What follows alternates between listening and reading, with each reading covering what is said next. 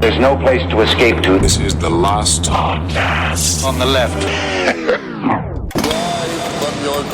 That's when the cannibalism started. What was that? Marcus. Yeah? Marcus, my friend. Yes. Come, sit down, have some gabagool. Thank you. You like it? Does it suit you? Does it suit you well? It's one of my favorites. I love it. It's a job I'd like you to do for me, Marcus. So sweet, Marcus. Oh, yeah, good boy, good lean boy.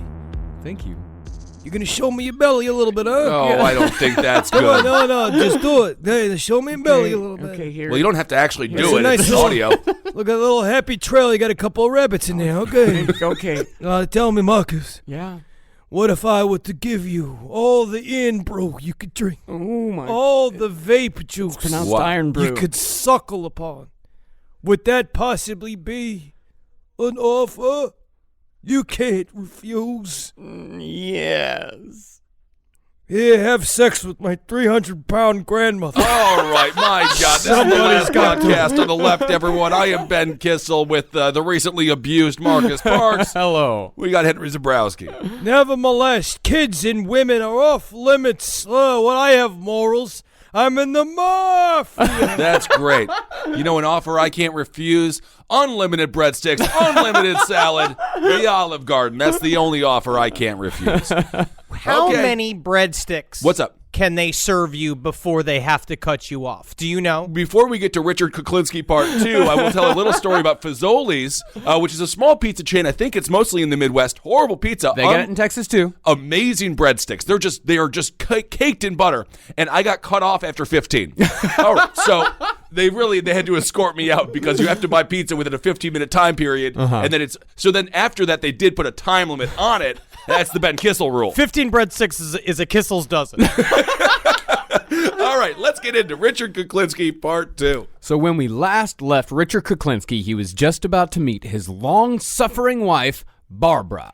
Jesus. Now, we've used the term long-suffering in the past to describe the significant others of killers, but Barbara may have gotten the rawest deal of all. See, most of the time, outside of killer couples, the significant others of serial killers tend to be completely shielded from the activities of their husbands. And with good reason. Yeah.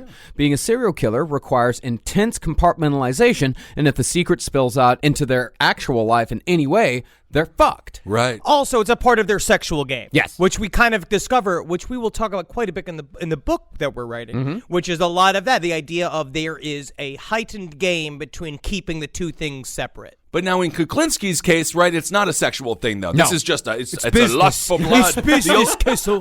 What's that? It's gotta be separated because it's business. The mafia's a serious business, Kissel. So the mafia, the business equals the sex in mafia murders. Yes. I get it. Well, Barbara Kuklinski, as far as the significant others went, was an unfortunate exception. She wasn't involved in the killing per se, but she bore the brunt of Richard's violent tendencies. Now, the two met one day at the soda machine at the trucking company where they both worked. Oh, they both hit the Diet Coke button at the same time. Isn't that nice? Honestly, it's a little bit of a meet cute in terms of Richie was trying to go legit. He had his side piece, Linda, who was not his side piece. It was his wife with his two kids. He was trying to bring money back home. He was trying not to do contract killing anymore. He's sitting at he goes to start working at it was a trucking yard. Yeah. So his Swiftline Trucking his Company. only job was to lift boxes. Right, You know what I right. mean? He had a every day he'd go and it's just be like, you box, think you challenge me? Tell me I can't lift you box. I'm like, Yeah. Richie, what are you doing? You talking to the boxes again? Don't tell me I can't talk to boxes. Right. Like that box is smiling at me and be like, that's the Amazon box. It's a logo. It's not smiling at you, I promise you. But he went out there and he saw Barbara. At the time, Barbara had hair piled 2 feet high on top of her head, which was the custom at the time. Like Marge Simpson. Yes, and they saw each other and he basically just said, hello. And she was like, Oh, a man. like a little bit. A little bit. Yeah, they Right. pretty much just exchanged pleasantries. Like, hey, Yeah. how you doing? Oh, you work down at the docks? Great. I work over in the receptionist pool. I feel like Kuklinski has breath that's like really hot, but at the same time, when you're done speaking to him, your hair is still frozen. And I don't know why that, like, it's a strange irony, I guess, or contradiction. He's reverse Superman. My lungs are freezing. Well, I mean, the relationship might have ended at just the pleasantries, if not for the meddling of their boss. See, he'd taken a shine to Barbara because she kind of looked like his daughter, and he knew all about Richard's checkered past as a criminal.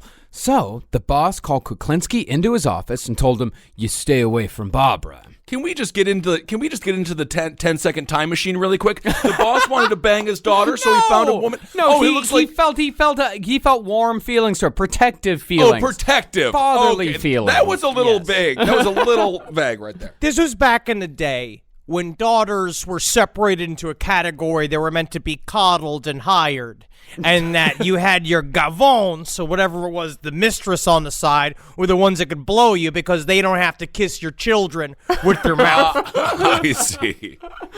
Well, the thing is that Richard hadn't even thought about pursuing Barbara romantically before this conversation. But now he had some asshole telling him he couldn't do something that he felt he had every right to do should he choose to do it. So he did this out of spite. He Honestly- literally went to go and he went and flirted with her because the boss told him not to, which I Right. sort of get in a Twisted Sister Yeah. kind of way. Why didn't anyone just be like, I bet you couldn't play Russian roulette. I bet you would not do it. And be like, I'll do it. I'll do it right now. I bet you couldn't become the first Polish power forward in the NBA. That's it. Oh, back then he might have been drafted. Who knows? So Richard told his boss to shove the job up his ass, and Richard walked out, and he said that he had planned to return later that night to kill the guy. But when he returned, he ran into Barbara instead.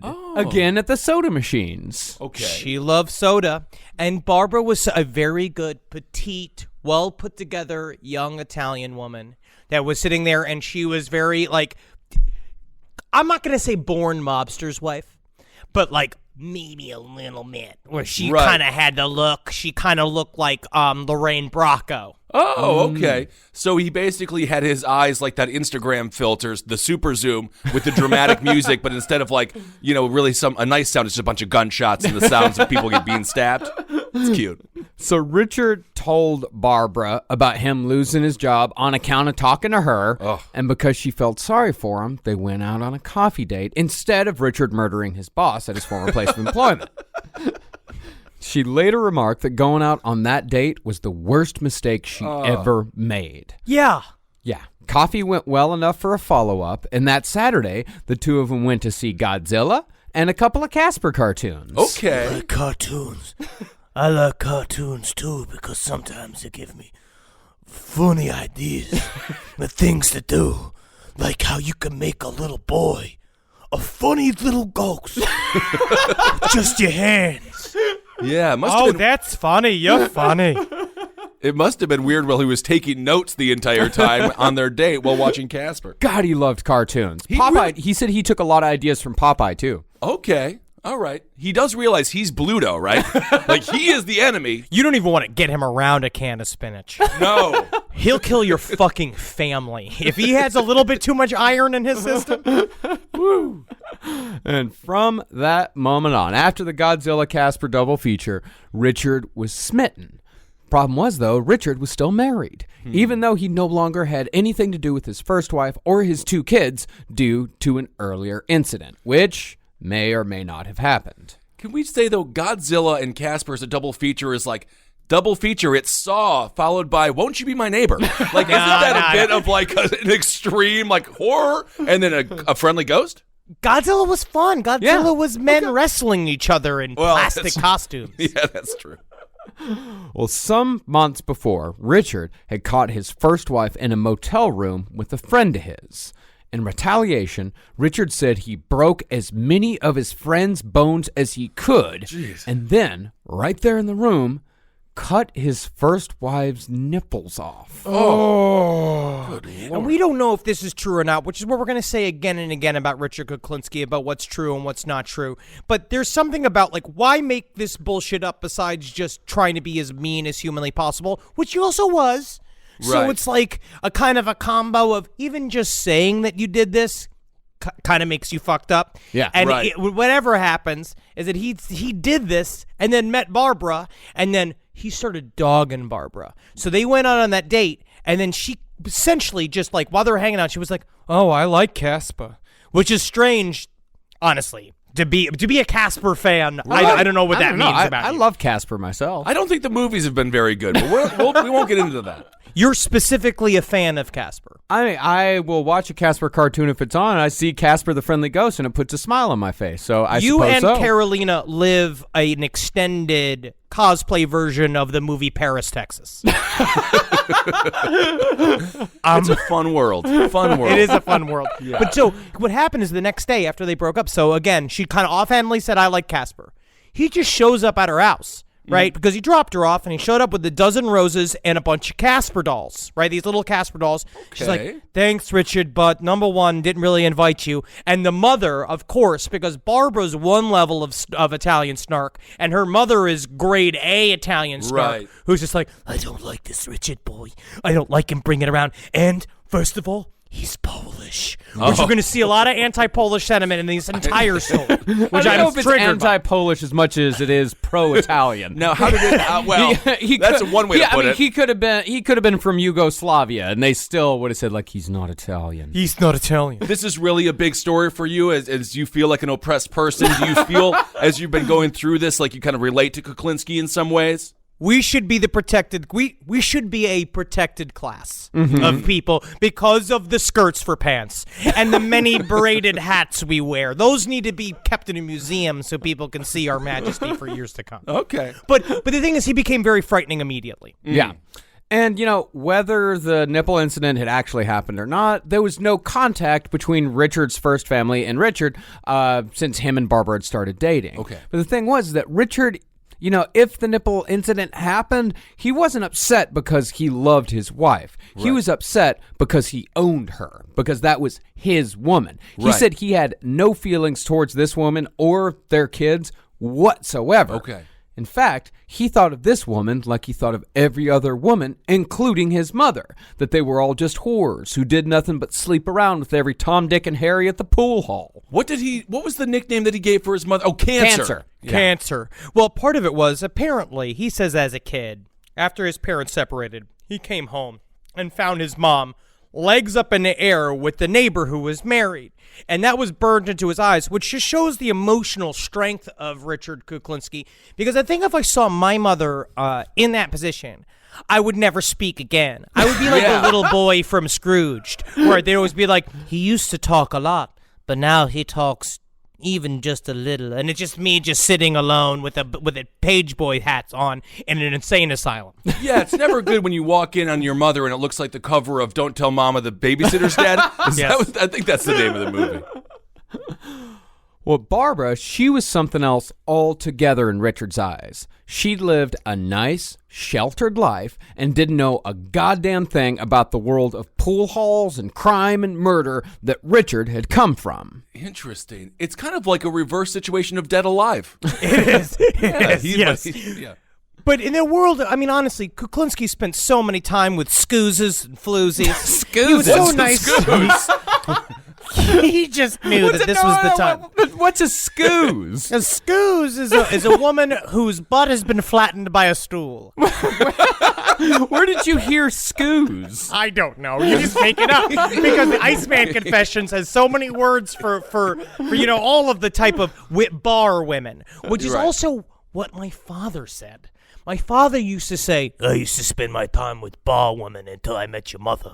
But the thing is that he kept going to the bar. Like, he met my mom that was his Barbara, but then he kept going to the bar. And that was the whole idea of living this quote-unquote innocent life. You've got this woman who doesn't know anything about what it means to play billiards. But the thing is, Kuklinski, you liked billiards. Shouldn't you find a woman that also played billiards so you could do something together besides just fucking kill people and throw money at her and smack her around? Yeah, well, I guess he wanted to be alone sometimes. Maybe the bar was his was solitude, I suppose. I suppose so. Who knows?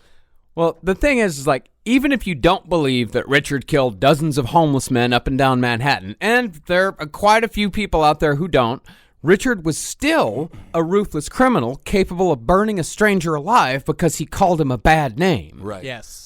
Barbara would say that she never knew about Richard's most nefarious criminal goings-on until they were both dragged out of their car by ATF agents one gray December morn. Oh. She did admit to having some inkling at the beginning, though, as her Aunt Sadie had gotten a bad feeling about this non-Italian named Richard.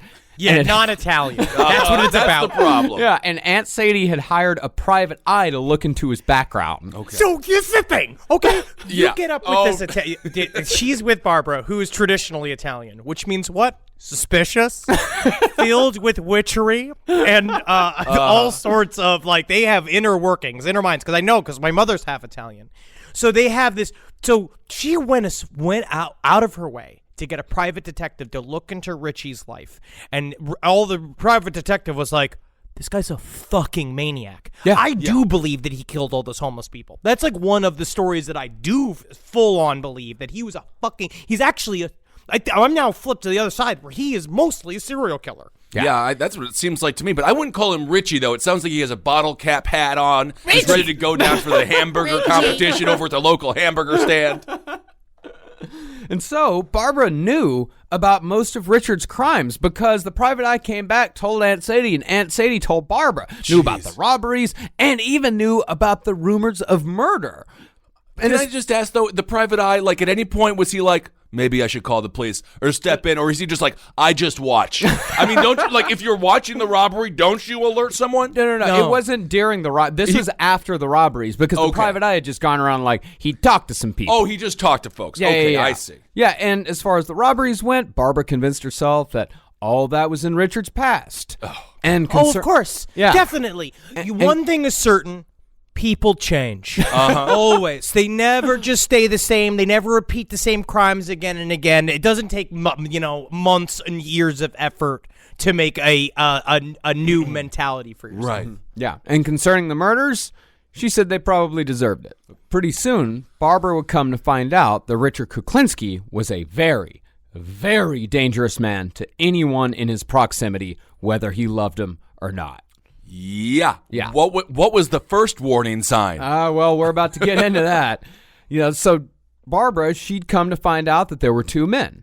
The bad Richard, who would blacken her eyes on a regular basis, and the good Richard, who would request that restaurants play the Kenny Rogers song Lady upon Barbara's entrance into a building. Lady, you're my knight and forced to dinner with me always, 'cause I have a knife in my pocket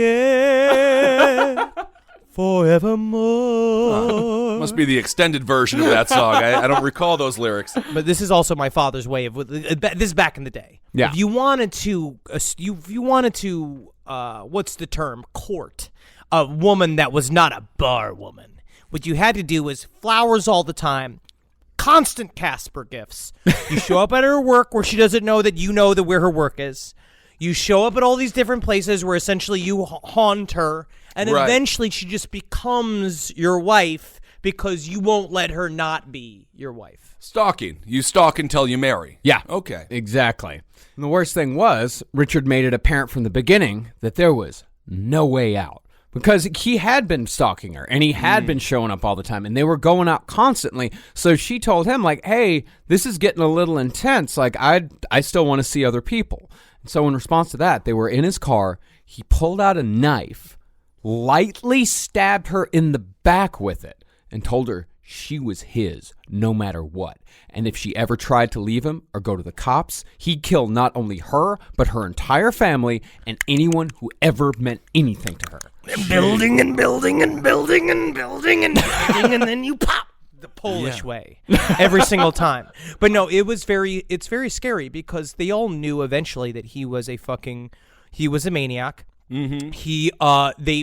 The family would just do a lot of stuff because she would invite him out. The big thing was that he invited him to Christmas Eve dinner, which in Italian families is a really big deal. They have the 7 fishes. You do all the gifts at midnight. And Richard came and he to the dinner, and he's like, he didn't understand laughter and love. He didn't understand like he didn't understand like families enjoying each other. So he's watching all these people eat stuff, and like huge stuff like, yeah, I'd murder somebody to get some of this fish again, and they're all like laughing about it, like, oh, you're funny, Richie, you know, like, but very uneasy because he was carrying 3 guns.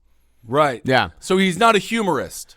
No, actually, they said he was very funny. He was very funny. They said he was like a lot of. That's part of the reason why Barbara's family liked him, because he was a very funny guy, and a lot of people that worked with him, like they were like, yeah, he's a funny dude. And he said that like he was the concept of a nice family dinner, like a nice Christmas, was so foreign to him and seemingly so impossible that he had to leave dinner and he went out on the back porch and sobbed uncontrollably because his. I see.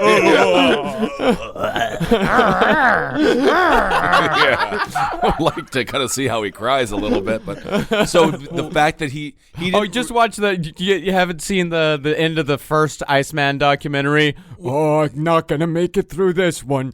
I don't so recall much. He had one big tear came out, and he's like, that's the most moisture I've ever had that didn't come out of my dick. It seems like he cries on the inside. Yeah, he does. Well, you know what? You remember when he made his joke on the documentary? Yeah. He had one joke where he was like, yeah, it was with Barbara, and and he told the story. He's going to put the knife in the back to make sure that she knows in there. And she's like, then the psychiatrist's like, yeah, that does sound pretty extreme. And he's like, yeah, but she got the point. Hung for seconds. I love it. And then he's like, you see how it was funny. You see how I threw a joke in there. Right. Funny for you. And they're all like, ha ha ha ha. You know, there was one cop in the back room looking through the glass mirror, just spit out his coffee and just died laughing. Just loved it. Well, eventually, Barbara got pregnant. But she couldn't stand the thought of marrying him, naturally. So she called his bluff and took off to her dad's place in Miami Beach. And that call was correct because all Richard did was haunt Barbara's mom's house, ask him where she went. And Barbara had told her mom, do not, under any circumstances, tell him where I am. Right. Now, Richard, he'd been upfront about still being married to both Barbara and the family, but he said that he'd never gone through with a divorce because he didn't have the money.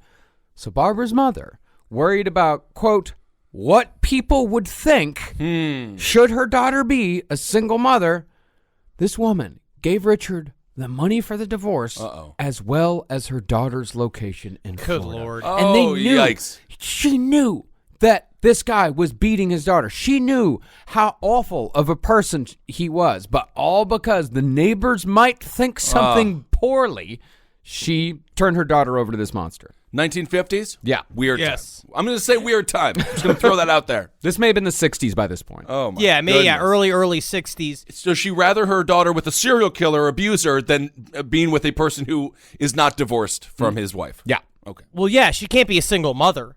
That would Right. be, what a travesty on the family that would be. What a disgusting thing. Well, you know what? You know what's really nice about it? Kids eat free at most Olive Gardens, and also they don't know if you take from the kids' plate. So technically, you could eat free too. Hey, it's like I'm a kid at heart, huh? Look at me. I'm pissing in my pants. I'm throwing a tantrum. Come on, guy. You are hammered, sir. Yep. Well, Barbara said that the day Richard showed up in Miami, a storm followed. Uh-oh. Having no real choice at that point, Barbara convinced herself that the time that they'd spent apart had changed Richard, and so she let him back into her life. No. And he did change for a short period. No crime, no murder, no gambling, no violence whatsoever. None of the things you're supposed to do ever. Other than gambling, you're allowed to gamble. It's building and building and building. Good Lord. So finally, after a few months, Richard convinced Barbara to marry him at a justice of the peace. But soon after, the abuse started back up, and she lost the baby. Oh, no. And another. And another. They lost 3 babies? They lost 3 babies Jeez. because of Richard's abuse. He once beat her so hard, the baby's leg came out. Oh, Like God. she had a partial birth, and still it was like, Well, time to try again. Oh my God. Because she said he was an insatiable lover and, of course, never used condoms. So he was just like, you would go right back at it. They would immediately have another kid get pregnant again. And I mean, honestly, this is a part of where the Iceman movie was like so disgusting. Yeah. Is when you really Right. look at the compartmentalized, like the way they looked at his relationship with Barbara. And like, just because he didn't fucking murder her, Yeah. you're saying that they were fine? Well, the fourth child would finally make it to term. And in all, they'd have 3 kids. Merrick, Chris, and Dwayne, 2 girls and a boy. Okay. And pretty much the only kinda sorta good thing you can say about Richard Kuklinski was that he never laid a hand on his kids. He beat their mother in front of them and was so vicious to her that all the kids had go bags packed should he ever kill her. Jeez. But he never beat them. Oh. See? He's a good dad. I mean, honestly, See, that's for where him, Iceman gets it from. See, they just took that and made that the only part of his family life that they showed. In the movie, Except for that yeah. time he got angry. Once. Yeah, that's a One massive time. disservice. Yeah. But yeah, he would destroy furniture with his bare hands in front of them. He was he was an absolutely terrifying force in the house, except to Merrick, Yeah. really. Because Merrick was his favorite, and Merrick had a lot of problems. She had kidney problems from just literally since the day she was born. And Iceman used to go and sit with her and stroke her hair every day when she was in the hospital. And Merrick was the only child that he told the story of his abusive childhood to. And he's like, And this is why I'm like this. This is why I do the things that Daddy does. and she's like, I love you, Daddy. And he's like, Never say it. Never say it. yeah. Yeah, she said that she Brutal. loved him till the day that he died. That she was loyal to him the entire all the other kids were like, I hate this man. This man is awful. But she was Daddy's girl, so she forgave everything that he did. And he'd do other like what he would do to keep himself from beating his kids. He would punch himself in the face until he passed out. Yeah. And then he'd wake up and just walk out of the house and then Okay. come back later. Well, look at that. Isn't that you got to get one of those big fake dummies and you punch those in the basement to let out all the Tybo. anger. Tybo, get some Billy Blanks tapes. Come on, buddy. I'm getting some OJ vibes here too. Oh, Remember yeah. those OJ Yeah. tapes where Nicole Brown was on the phone with the cops and the Yeah. cops were like, "Oh, ask him about his time with the Bills," and she's like, "No, he's gonna kill me. Tell me about the touchdowns. Can you ask?" I mean, that was you ridiculous. should be so lucky. That's a great football player. Great football player, big head. So after Merrick Kuklinski was born, Barbara and Richard moved back to New Jersey. The year was 1962, and Barbara's uncle Tony got Richard a straight job at the 20th Century Deluxe Film Lab on the west side of Manhattan. Hey, all right. And after working there for a little while, Richard learned how to copy prints on the sly. And eventually, he had a nice little criminal enterprise pirating Disney cartoons and selling them on the black market. What the hell is going on? What is happening with all these Disney cartoons? What is going I don't on? really understand. And I Does don't he really pause- understand the idea of there being a black market for Disney cartoons. Oh, of course there is. No, because that's the thing is that all of these theaters have to pay these high prices in order to get the distribution rights to these Right. films, and they have to pay it to the distributor. They have to pay it to the studio. So if they can get that film for $500-600 bucks less from someone like Richard Kuklinski, then they're going to take it. And Yeah, so but- he made a great living doing this. We used to get all those bootlegs from that old, really shady guy who kept on getting shut down by the NYPD when we were super Yes. broke. And you hear the people eating and talking in the theaters. So what did they overhear while they were watching Nothing. this? Like Kuklinski No. choking a guy out? Or like no. stabbing a guy to death while the film is happening? Like, No, this was a full. There was no difference between the bootleg print and the real print. Okay. So he would stay up all night long making extra copies so they could sell them on the black market. this is what made him crazy. It's like the movie Evil Ed, the guy who edited all those films. But he learned it from his bosses. They Yeah. were all stealing because everybody I was see. immediately crooked. And so he'd go and he'd print Snow White and then I guess go down by the fucking Washington Bridge and there'd be a guy like, What you got, man? What you got? What you got going on? I said, I got me some white, and I got me some. I can see right here, some Rella. You need some Rella, bro? You need some Rella? Aladdin and things like that. Wow. It seems kind of innocent in a strange way, but it's not. Yeah, no, absolutely not. because it immediately shifted to fucking pornography. That also sounded very, which is different back in the day. Interesting. From there, the heist started anew. From trucks full of jeans to Casio watches. Whole trucks full of Casio watches Richard was heisting and stealing and selling. And one of these heists was actually Richard's reintroduction into the world of murder. Oh. Richard... There's a direct correlation, by the way, when a kid starts when a kid starts gelling his hair in 7th grade, you also get the Casio. Oh, yeah. Let the ladies know you know how to tell time. You joke, but I had my hair slicked back. I had my Casio watch. Yeah, I that's had what my I'm saying. Cosby shirt on. I was covered in jupe, and I was ready to go. I love Jupe. Used to just douse it on. And they did make fun of me, but I was wearing my Alonzo Mourning full Charlotte Hornets uniform, so they know I was serious. You could have gotten drafted back at that point. Well, Richard and a crew had stolen a truck full of Casios, and they delivered them to the buyer, because that's what they would do, is that they would steal shit, a buyer would agree upon a price, and then the buyer would flip them. Okay. But upon delivery, the buyer decided he didn't want to pay the price that he and Richard had agreed upon. So, Richard lost patience trying to dicker with the guy. He pulled out a gun and shot him and his 3 associates in the head. Just bam, bam, bam, bam. And just cut to him swimming in a bunch of Casio watches like Scrooge McDuck, being like, they're mine. They're all mine. I never want to dicker with anybody. No, I don't like the term. I never want to do that. But Richard, I mean, I feel like this is kind of a more of a reveal into the real Richard Kuklinski. I don't know if he was like special forces level, able to hide any body, like an incredible cat-like murderer. Like, I don't think he's like that. I think he's like this. I think these are the stories when he says where like the guy decides to one-up him and decides to be, because he's like, I don't really want to pay this price, thinking he's a big deal. Richard's first inclination, let's not figure a way out of this. Let's not talk. Let's negotiate.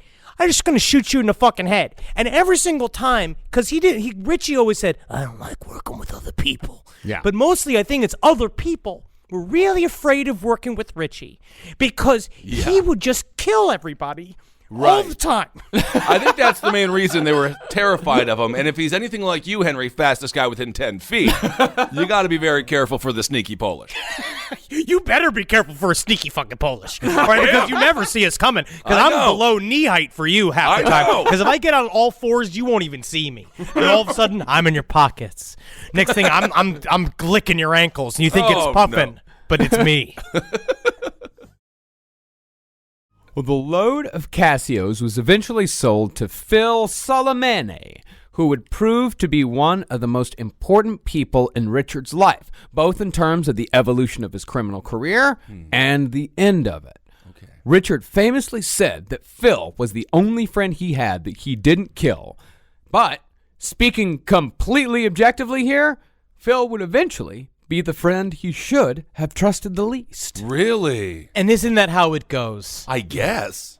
So Phil's business at the time was pornography, specifically the really nasty stuff. Uh-oh. He dealt in everything from intense blood play to golden showers, which golden showers by the standards of today, golden showers are pretty tame. We do a bit during our live show about what's happened to Pornhub and what's going on with the American family. And I think that's true.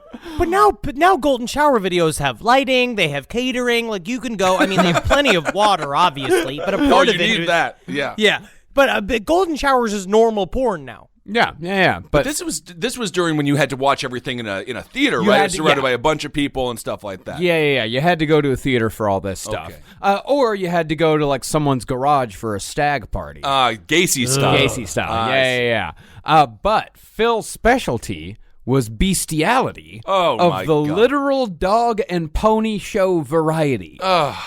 Apparently featuring a young Linda Lovelace blowing a horse. No way. Really? Shetland pony. No way. I'm Linda sorry. Lovelace I'm did sorry. that? Did she really do that? We don't know. I would have to, I can Linda Lovelace, bestiality, enter. I don't like what Google is going to give us here. Are you talking about the movie Dogfucker made in 1971? You know, I could be talking about anything.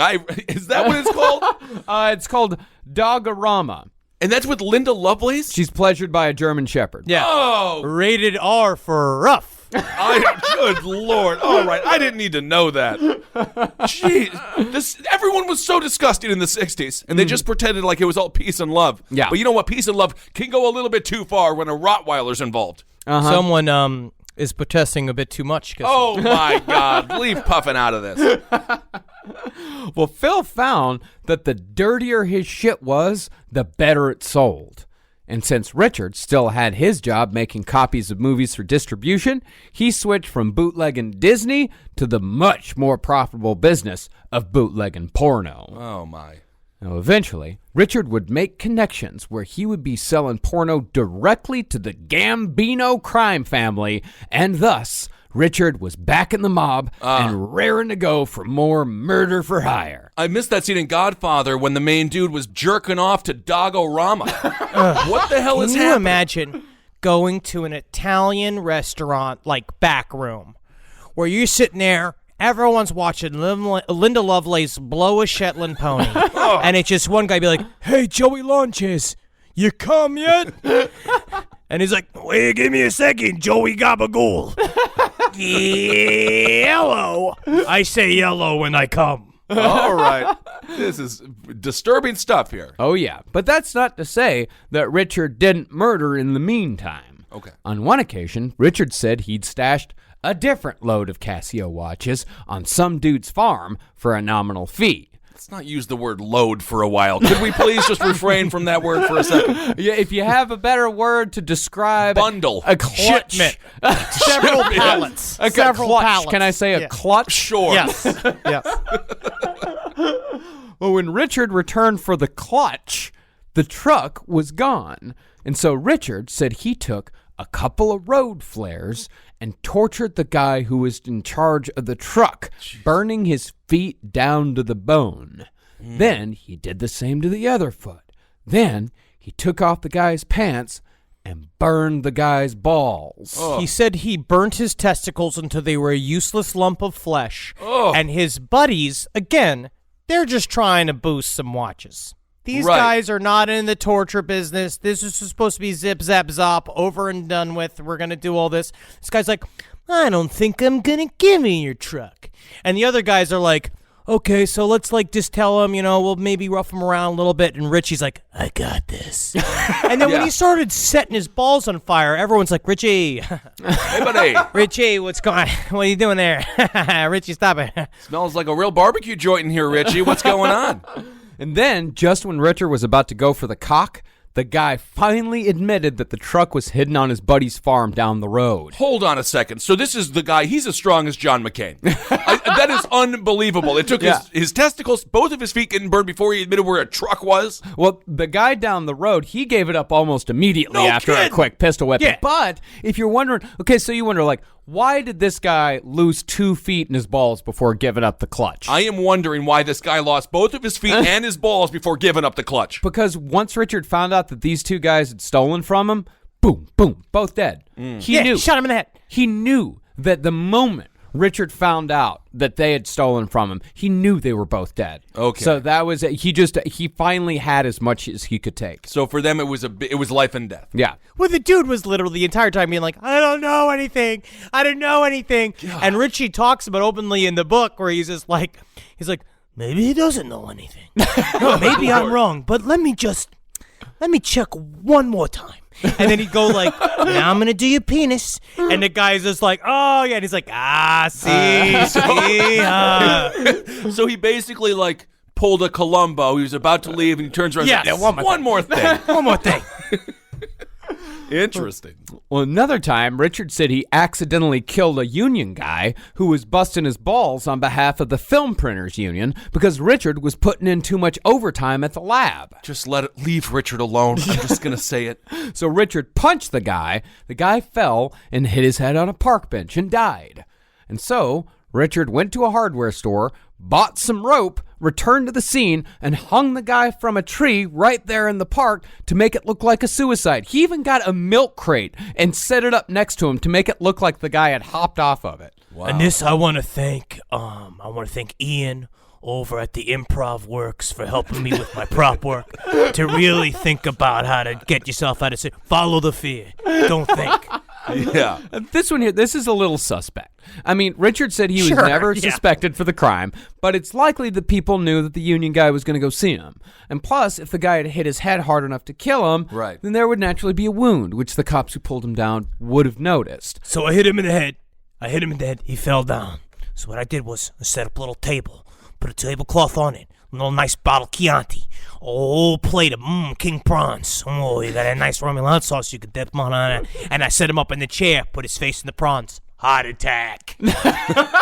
Natural death. It makes all the sense in the world. But on the other hand, the guy could have broken his neck in the fall. That's a lot of people die that way, where, they fall on a weird spot on a bench or something like that, and their neck breaks. Right. Or, the cops could have been idiots. And they might have just been like, look at this guy, pull him down. Okay, send No him way, the my log. father was a cop. No way a cop could ever be dumb. Oh, no. Or Yeah. lazy. Or drunk on the job. Or incompetent. No. Or half checked out or drunk on the job. No way. No.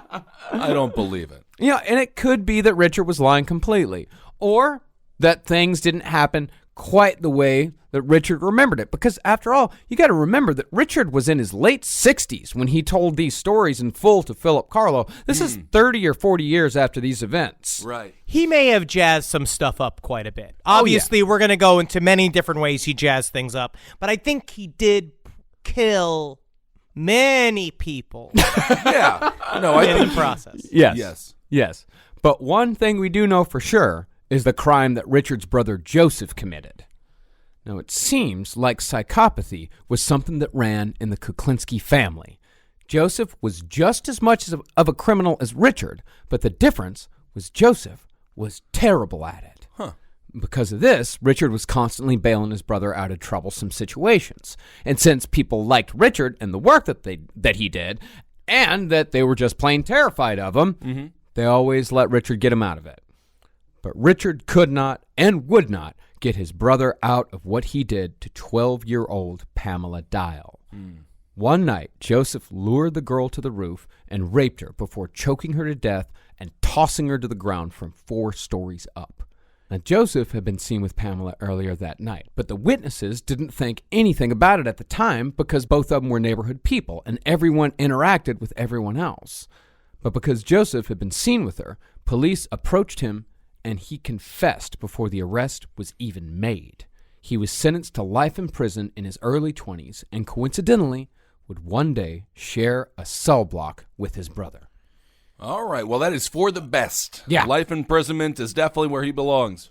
You could see the difference between the fact that Joseph had a sexual nature to his crimes, where it was like this thing was obviously he was a pedophile that also was trying to cover up his crimes, and he had a weird impulse control, and he was closer to what we would call like a true like a predator, like a piece of shit. Where Richard Kuklinski, all of his crime and the way he filtered it was through business. So the way that he managed to make it his shit legit. Right. And Joseph a monster, even in his own mind, because he would say later on they would see each other on the cell, and they would see each other on the block, and he would be like, he would maybe give him a nod, but he's like, my brother's disgusting. Well, I guess if you have to compare the two, I suppose I could see how Richard could rationalize that he's better than his brother, obviously. Obviously, yeah. Obviously, yeah. I mean, if his brother hadn't got caught immediately, it's very likely he would have become a serial killer. And who You know? knows? Are there any accusations of crimes that were unsolved that maybe he might have committed? No. It was definitely a first timer for him. There was nothing else because he confessed immediately when they approached him. Okay. But these two guys would not share a cell block for decades to come. Richard still had a long career ahead of him, and the whole thing had its foundations in the pornography business. All right. But he said he kept killing people who bothered him, or threw him out of bars, or pissed him off on the road. And each time, Richard said he was getting away with it.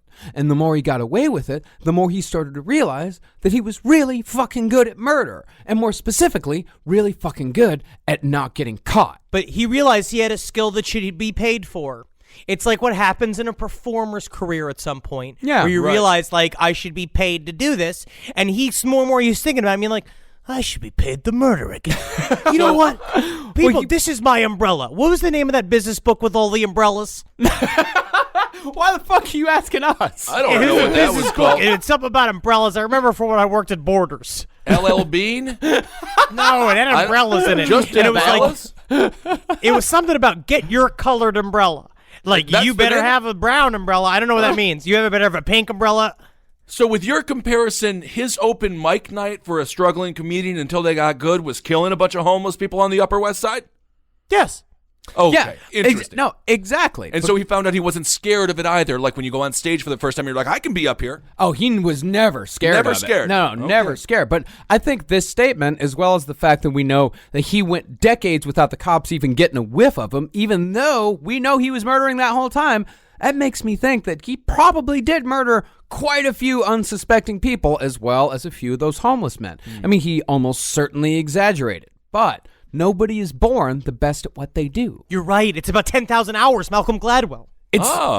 Being a fucking contract killer is no different. I mean, it helps to have natural talent, but even Michael Jordan had to constantly practice and work his ass off to become one of the best of all time. And kill his father. Yeah, kill his own father. We should cover that. I don't know. I He feel didn't bad kill about his own father.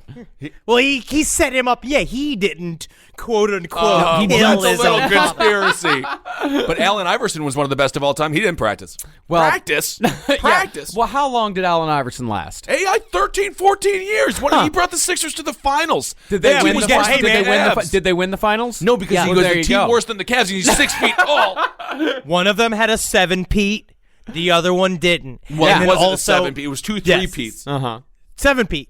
No, it wasn't Right? a 7-peat. It was back to back to back, 2 years off, go into the conspiracy theory, because he was maybe gambling too much. He went to hit some balls over the fence, Yeah. and then 3 again. Yep. 7-peat? He's no Bobby Bonilla. That's all I know. That's all we know. Because when it comes down to it, Bobby Bonilla gets paid to do nothing, and what is success but that? Bible money a day, $1 million. What a genius. And so, Richard, after realizing that he was really, really good at getting away with murder, returned to the New Jersey mob bosses and told them that he was once again looking for, quote, special work. All right. And meanwhile, Richard was stepping it up in the porn game. Instead of just making bootlegs, Richard started taking films on consignment. And he even started financing his own movies, all shot in abandoned warehouses over in Soho. Really? Here we go. Let me take a look at some of these scripts, okay? All right, so Greg, you're going to be playing what appears to be a giant talking sponge. It's all yellow stuff. We're going to have to paint his cock yellow too. Is that okay? Yeah. And Stacy, you're going to be playing some kind of piece of coral, something about he's got square pants, but it's round. He's got round legs. Oh, he's going to be wearing foam? We got to cut his dick out of it? Yeah, okay. Yeah, it's going to be good. It's going to be a good porno. There's one thing I know how to make. It's good Polish porno. SpongeBob SquareSquirts. I don't like it. It was actually called, I think it was called SpongeBob Square Dick. Ah. It was pretty good. Oh, there's yeah. actually a porno. Yeah, Skin Yes. Diamond was in it. It was really great, actually. Okay. Fun. I get kind of fun. I don't know. All right, so now he's directing porno, which has to be He horrifying. wasn't directing. He's not directing. No, just no, no. producing. He was producing. Yeah, Okay. he was producing. He said he actually hated to be in the same room at us because he said it was filthy. I'm so sick of mafia guys. Over the last couple Yeah. days, reading about them, they're all like this. It's all just because drugs are gross. Even they're all doing cocaine. They're Right. still murdering people, throwing them in the river. But Drugs. That's against the mafia code. and then the idea of people in porn, people in sex work, being disgusting, where it's just being you guys are all you guys have more respect for the ponies getting blown here than the women doing the blowing. Yeah, Those are absolutely. the workers. But since Richard had taken those films on consignment and the return on producing movies was slow, Richard found that he'd bit off a little more than he could chew money-wise. And he eventually ran afoul of a mobster named Roy DeMeo. All right. Roy DeMeo was very similar to Joe Pesci's character from Goodfellas. Yeah. Roy DeMeo was a very dangerous person, short and fat, real mean, real fucking crazy, and kind of a loose cannon. The way he got into this business, which I think is very interesting, and it's very it's a way that mafia does it. Basically, the guy that owned the film distribution company owed money to Roy DeMeo, so Roy DeMeo decided to just become one of the executives of the company. He's like, well, now your company's my company. So the thing is that Richie hated when people owed him money, and he would get Right. real mad about it. And when someone told him they couldn't get it, he'd go and fucking kill him. But then he pulled the same game to Roy DeMeo, where he borrowed a bunch of money from his bosses to produce porn movies in order to flip them.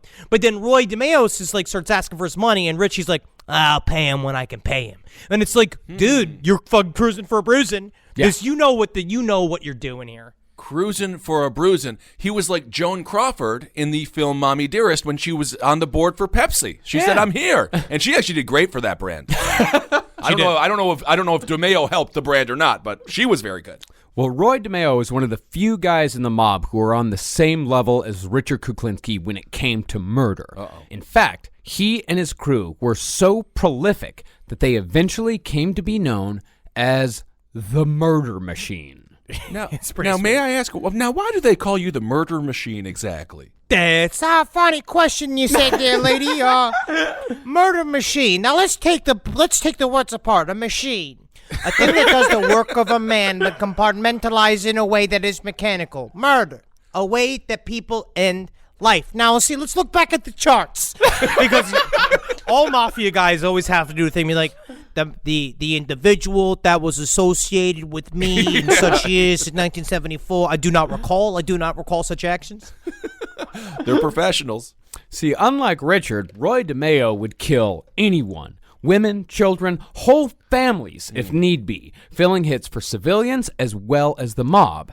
As author Philip Carlo pointed out, Roy DeMeo retailed murder. And again, if you think this is all ridiculous, that all this is too insane to believe, too cruel, take 5 minutes and look up the type of shit the cartels in Mexico do. Right. Because at one point in this country, we had guys doing the exact same shit on a regular basis. Yes, and you can watch that footage live on LiveLeak if Yes. you ever feel the need to see what happens there. Brutal. Well, shows like The Sopranos and all this kind of stuff shows the kind of goofy side of mobsters. And it's true. A lot of them, they are big fat-headed morons Right. that do a bunch of dumb shit as well. But people also forget that for a while, this was an incredibly complicated business. The United States government didn't really know anything about the mob until 1963 when it was a part of this thing called the McClellan Committee that went to go look into how organized crime worked. And they talked to a guy named Joe Valaki that told them a bunch of shit that they were like, oh, I had no fucking clue. They didn't know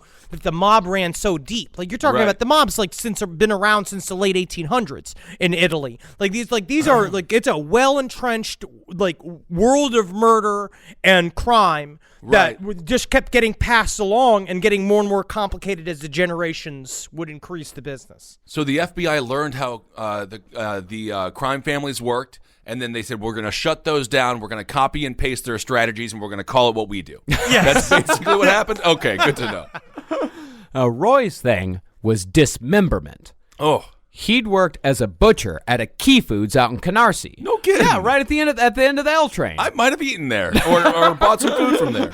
Yeah. I never. These butchers, I'm beginning to have a You're real starting thing to with get butchers. Yeah. But while Roy was at Key Foods, he'd learn how to, quote, what he called disassemble a body, using a system he himself devised. The body will be cut into 6 pieces: head, arms, legs, and torso. Almost, Now, what that, did you- almost that song. What is that? Heads, legs, or whatever the hell it is. Now, what did you learn from your summer job? I wonder if he ever had a scene like Mickey Rourke in The Wrestler where he had enough of his life. He freaked out on someone. Well, after he disassembled the bodies would be wrapped in brown paper, put into garbage bags, and dumped in 6 different locations all around Brooklyn, like garbage cans, garbage dumps, or sometimes just flung into the ocean. It's like Willy Wonka on his magic ticket, but the exact opposite. Yes. And DeMeo, he didn't pull this shit off alone. He was the head of a crew of 6 other guys who were just as vicious. Joey Testa, Anthony Sinter, Chris Goldberg, Henry Borelli, Freddie Denomi, and a guy named Dracula. Yeah. What? The guy that Dr. Dre sang about Was it vampires and Are you Dracula? talking Dracula and Monster Frankenstein were the best? Dre Maybe that's produced where- that song. Yes, well, perhaps that No. was more of a gangster No, that was song than we thought. That was my rap, technically. Oh. Was the seminal Dracula rap. Yeah, they called this guy Dracula because he looked like Bela Lugosi. But everyone called him Dracula. Okay, all right. It's said that altogether, these 7 guys were suspected to have murdered over 100 people, doing all of their dismemberment in the rear apartment of DeMayo's bar, a little place called the Gemini Lounge. Oh, my. And these guys at the Gemini Lounge, they loved their work. One time, Richard was over at the Gemini and went to use the bathroom.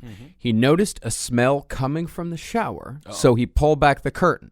There, he found a dead guy hanging upside down above the tub.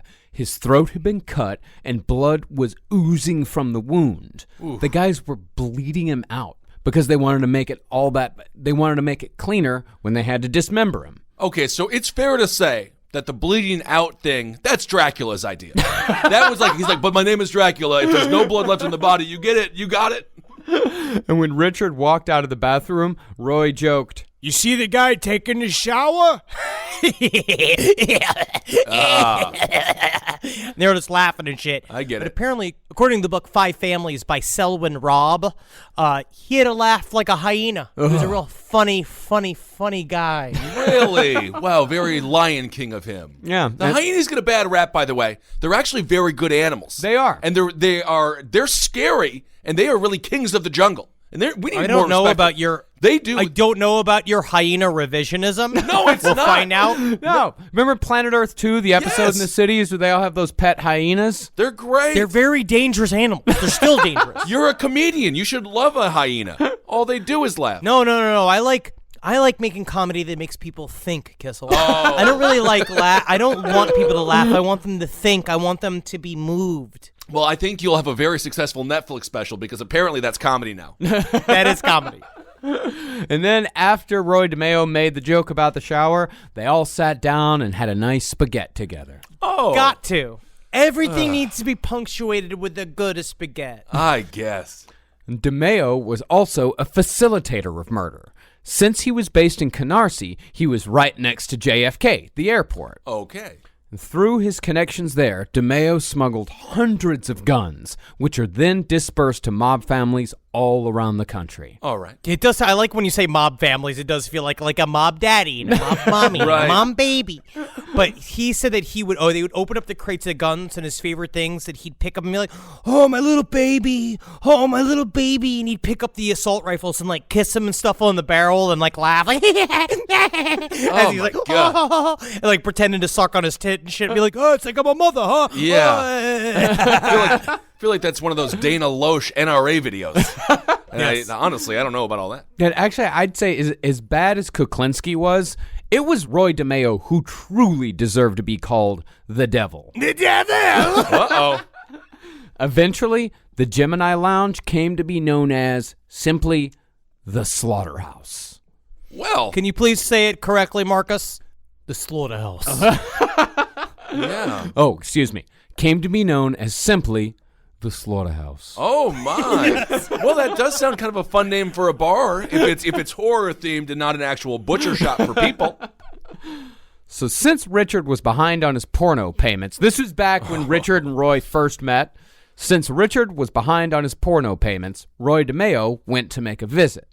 Now, Roy was a silent partner with the people Richard owed money to, so this was not a murderous visit.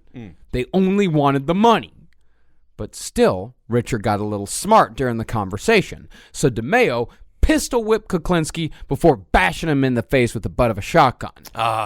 And although Kuklinski would pay his debt, and the two would work together for a long time, Kuklinski vowed he would one day kill DeMeo for that transgression.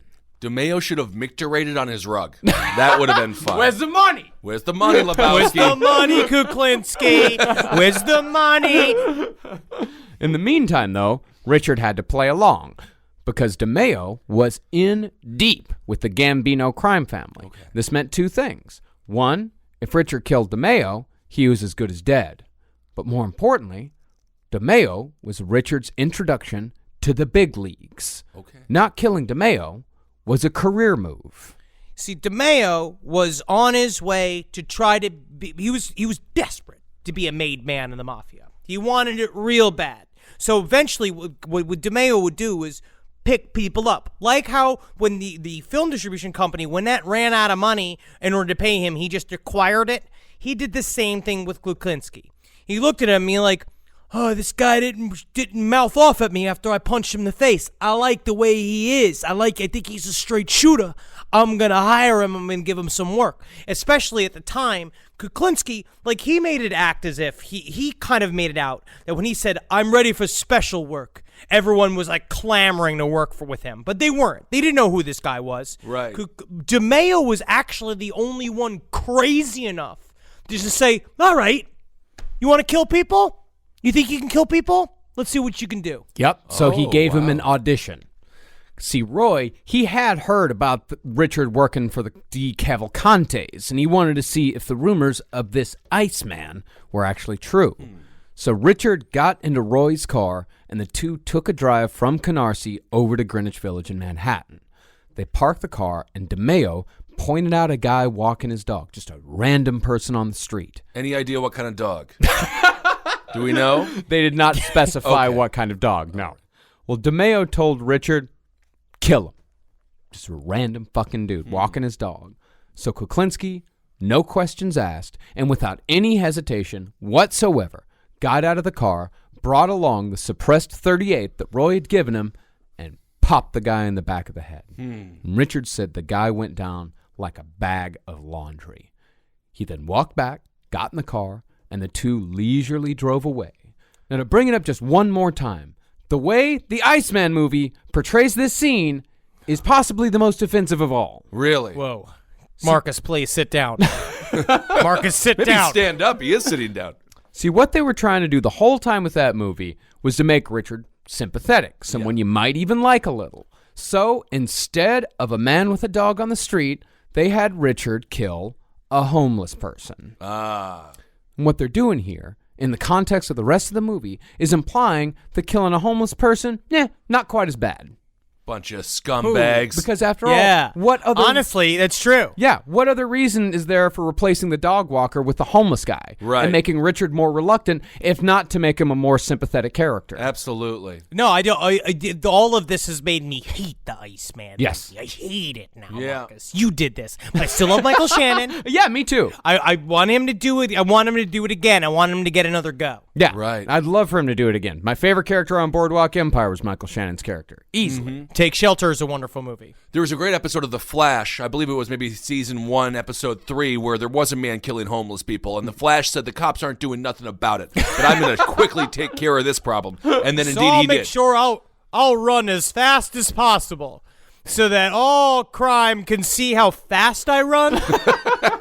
You do not understand the Flash or the Flash's many powers in any way whatsoever. You know what would be I don't. You know what would be a fun competition, a little off base here, but the Flash versus Tum Tum from Three Ninjas in a cereal eating competition. Who wins? The Flash! I don't know. Tum Tum had a big old Wait a second. craving for candy. The Flash has to eat a lot because of his enhanced metabolism. Tum Tum has to eat a lot because he's this smart.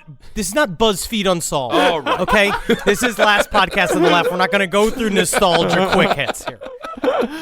So, from that point on, after Richard killed a guy just walking his dog, Richard Kuklinski was Roy DeMeo's secret weapon, in charge of only the most challenging hits, or when the mobster putting out the contract really wanted to make the mark suffer.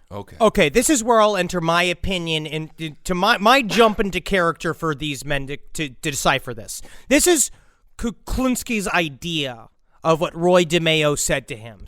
Roy DeMeo told him, You're my secret weapon. You're my boogeyman. You're gonna go out there. God knows what'll happen when they see your shadow. They're gonna be so upset. He's like, yeah, DeMeo, tell me again. but I don't think that's what happened. I think that what happened is that the first thing that Kuklinski said is that he couldn't stand DeMeo's crew because they were a bunch of like good time Charlie's yucking it up, and they also loved to murder. Kuklinski liked working alone. He also thought he was above everybody else, and he was smarter and better than everybody else. I think DeMeo saw that the crew did not get along with Kuklinski. If the crew eventually decided that they didn't like Kuklinski enough, they would just fucking kill him. They'd also kill DeMeo. He is going to keep everybody happy. DeMeo also liked controlling people because he was a fat little boy growing up. That was the reason why he became what he became, was because of all the bullying he received as a little boy. So now he liked playing people like a puppet master. So I think that when it came to Kuklinski, he kept them separate. Also, there's a lot of people who don't want to really acknowledge the bias that the mafia has against the non-Italian. And that the non-Italian, that the Polish, it's true, the Polish hate, I would say, or not understanding or separation of them was what kept him on the outside. That Richard Kuklinski was kept over here to do all these so-called little dirty jobs because he was a Polak that could be used for it and not one of my special Italian brothers and sisters need to help me become a made man. Well, this is the most sympathetic Henry has ever been towards any group of people. I wonder why. He also really didn't emphasize being short, fat, and bullied, which may or may not make you a puppet master of sorts. Oh yeah. No, I'm just saying, and it's a part of the reason why, because there's a lot of people talking about, like, people cast doubt on whether or not Kuklinski even worked the DeMeo, and a part of that has to do with the list of DeMeo's crew was put together as the FBI was shadowing the Gemini Lounge and marking the license plates that would go in and out, but it seems like they would only really mark the ones of made men and guys that are actually involved in the family. Kuklinski was to the side and was used as a sort of a secret. Well, that might have been to his benefit in some ways, though, right? Yeah, he actually never hung out with those guys. Like, he never went to the parties. He never did any of that. He never did any of that bullshit as far as the social stuff went. So he just like looked through the window as they were all celebrating. No, and, like, he didn't want to. Wiped off the frost. Polacks allowed. And also, like, Richard worked for everyone. He was a freelancer. Right. You know, as Henry has taken great pains to point out, he was not Italian. No. He was Polish, so he could never be a made man. But because of this, he wasn't a member of any particular family. So he worked for all 7 East Coast crime families. He worked for the Pontis, the Di Cavalcantis, the Gambinos, the Lucchese's, the Colombos. Lucchese's, the Colombos, the Genoveses, and the Bonanos. The Pragos, the Barillas, the Ragus. I'm actually sort of afraid of still, like, making fun of them a little bit, because I don't know how much of it's around. No. New York, you have a lot more still happening in New York. Greenpoint has got a lot of mob still. Williamsburg has got a lot of mob still. Oh, they love us. Yeah. They love us. And nobody really cared who Richard was doing hits for because he was just that good. And they all had a use for him. So he was able to pretty much take hits wherever he could get them. And most of them actually didn't even know Richard's real name. He was known only as either the Polak or Big Guy. Big guy. Big guy. Wow. Richard was the guy all of them used when the mob wanted to give someone a preview of hell before they were actually sent there. Fuck yeah. But you know what it is? I also wonder a lot of the times if he was really that good, or if it's mostly just he was just so scary that it's like, it's just kind of a thing where they told him he was really good and he began to believe he was really good, but it was just because we might as well just monetize his killing before he does it for free. Yeah, I mean, I think that being scary makes him really good. I mean, it's like Ray Lewis with the Baltimore Ravens. That guy was just horrifying. Immediately, as soon as he took the field, everyone's like, he'll win. He should. Well, you can see evidence that he was really good. I mean, he made great money. He always had money. He always lost a ton of money gambling, and his family always lived a great upper class, if not upper middle class, if not upper class lifestyle. And he really came from nothing, too. He came from absolutely nothing. He murdered for 30 years without anyone ever catching him. He was absolutely good at this. I mean, there is definitely proof that he was one of the best. Okay. One of Richard's most disturbing jobs came in 1974. See, Richard wasn't just confined to New York and New Jersey. He took jobs that took him all over the country and eventually overseas. But this one in Miami was one of Richie's first big days out. According to the guy who put out the hit, the Mark had beaten and raped the 14-year-old daughter of one of his associates. But since the assailant had worn a bandana, the victim couldn't pick him out of a lineup. And since lawful justice could not be done, the mob turned to Richard. Uh-oh. And he's like, yeah, of course I'll go to Miami. Nothing works better than a 6'5", 300-pound Polish man in Miami. Nothing sticking out there. So Richard got in his car and drove to Miami, bringing a loaded .38, a Ziploc bag, and a hunting knife with a curved blade that had 4 notches on the handle, one for every person he'd killed with it. Okay. It's kind of gilding the lily there, Richie, but whatever you like. My great-grandfather had a gun that had a notch with every person he killed on it. What do you mean? There's a gun. Yeah, but how many people? 3. Why did he do that? He ran a liquor store, and those were all people who tried to rob him, but he shot in the head instead. Really? Mm-hmm. Love the Texas story. All right. Didn't realize that was in your family lineage there. There's a lot of murder in my family lineage. Okay. Yeah. Well, that's the Old West, man. They were all murderers. Yeah, it was 1970. It's like the Old West. Yeah, that's right. All right. No. I had a great uncle who was killed by the same guy who murdered Bonnie and Clyde. Really? Mm-hmm. Look at what a claim to fame. Yeah. Remember, all of this is coming from Richard, so you can decide for yourself as to whether this really happened the way Richard said it did. Mm-hmm.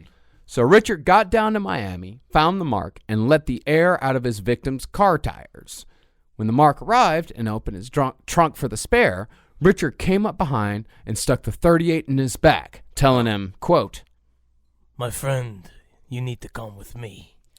Now, this was among Richard's creepiest affectations. Who knows why, but if he ever called you my friend, it was almost guaranteed that you were about to die. Or, at the very least, were about to be beaten within an inch of your life. I see. It's like when someone calls someone buddy, or when they say, hey, big guy, but he's tiny. Yeah.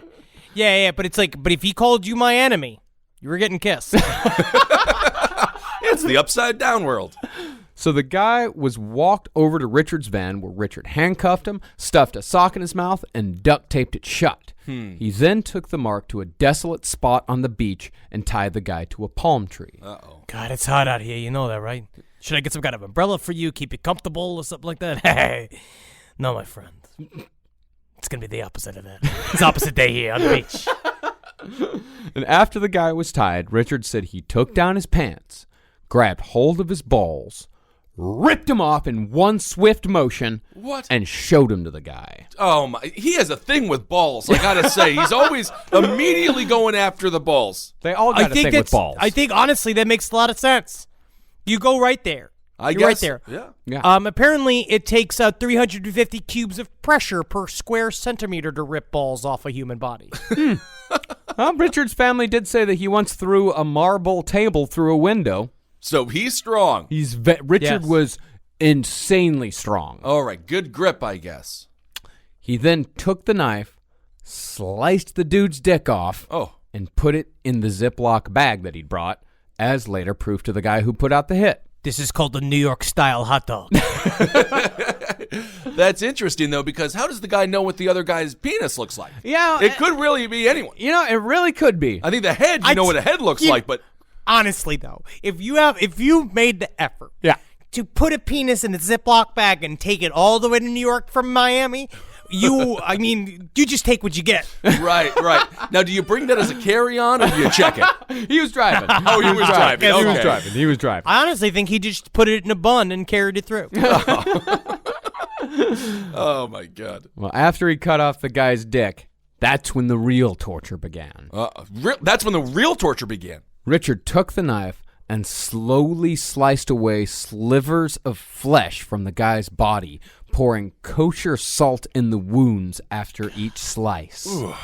And finally, he cut open the guy's stomach and pulled out his guts.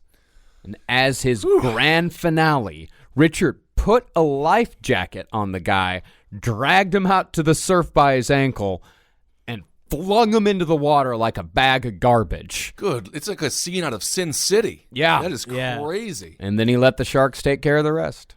Wow. Hey, you know, it's funny. You know what's? I do a really great impression of you there.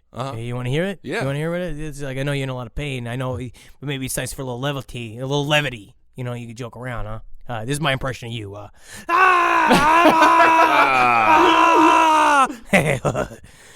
I'm a funny guy. You see, that's a joke. Yeah, the old that I put in mafia, there. the old mafia punchline there. Just a bunch of screams. And all this sounds unbelievable. It does. This It sounds sounds crazy. completely and totally crazy, totally unbelievable. But this next part of the story might give the whole thing some credence, or at least gives credence to the possibility of Richard going down to Miami for a hit. On the way back to New Jersey, Richard got into a road rage incident with a van load of guys in South Carolina. Uh-oh. Richard, Because they were being good time Charlies and driving all over the road and shooting and like fucking yelping and drinking and swerving and shit, thinking that they're invincible. Oh, my goodness. So Richard pulled over, and the guys pulled over as well. And when they got out of the van with bats in hand, Richard took out his .38, shot them all dead, got back in the car, and drove away. Just never engage in violence with the mafioso. Building and building and building and building and building. Hey, you're gonna come closer to the car? You're gonna come closer to my car? I get mad for Richie sometimes. Yeah. When it comes, especially with the road rage incidents, I understand it because the people have said that I'm an angry driver. Yes. Yeah, you're a horribly angry driver. I'm a warrior of the road. No, It is impossible to have a conversation with you when we're in the car together. no, it's unnerving. I feel like I'm with my father again. Yes. I feel like I'm with my father again inside my own mind. Yeah. Now, this incident actually happened. Okay. There were news stories and there were police reports. And until Richard told the story, this was a mysterious cold case. Like three young dudes dead by a van on the side of the road in South Carolina. And now these guys, they were acting like a bunch of dicks. Right. But what sent Richard over the edge was them giving him the finger. To Richard, this was a capital offense. I guess. But God help you if you suggested that maybe he was wrong in this. We've got a clip right here from the documentary, The Iceman and the Psychiatrist, in which the psychiatrist asked Richard if he felt like these dudes acting like a bunch of dicks was worthy of murder. You almost made me mad. I know. What made you mad about that? I don't know, but you almost did. Can you figure out what it is? No. Try to look at it. Look at what made you mad there. I don't know.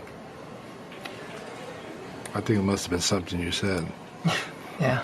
obviously, but I don't know what it was. Could it be that I was challenging you and it sounded judgmental? Could be.